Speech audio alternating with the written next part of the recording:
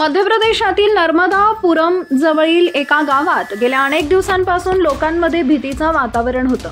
इथं गावकऱ्यांना रात्रीच्या शांततेत विचित्र आवाज ऐकू यायचे। अनेकांनी याचा संबंध भूताशी जोडला। लोकांनी घराबाहेर पडणंही बंद केलं होतं।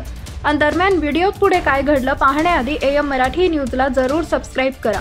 तर हे प्रकरण नर्मदापुरम मधील भिलखेडी गावचं आहे। इथं बरेच दिवस शेतामधून काहीतरी आवाज येत होता। एक दोनदा लोकांनी तिथं साप पाहिला होता, पण आवाज बराच मोठा होता। विशेषतः रात्रीच्या शांततेत तो जास्तच मोठा वाटायचा।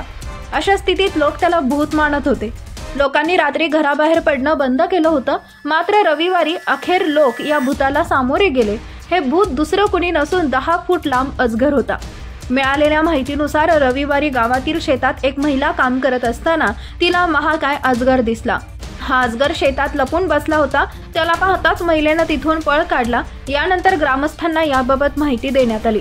गावकऱ्यांनी साप रेस्क्यू टीमला पाचारण केलं। त्यांनी येऊन 10 फूट लांबीच्या अजगरला पकडलं। हा अजगर शेतात लपून बसला होता, जो महिलेनं शेतात काम करताना पाहिला। अजगरला जवळच्या जंगलात सोडण्यात आलं। साप जंगलात पकडल्यानंतर ग्रामस्थांनी सुटकेचा निश्वास सोडला।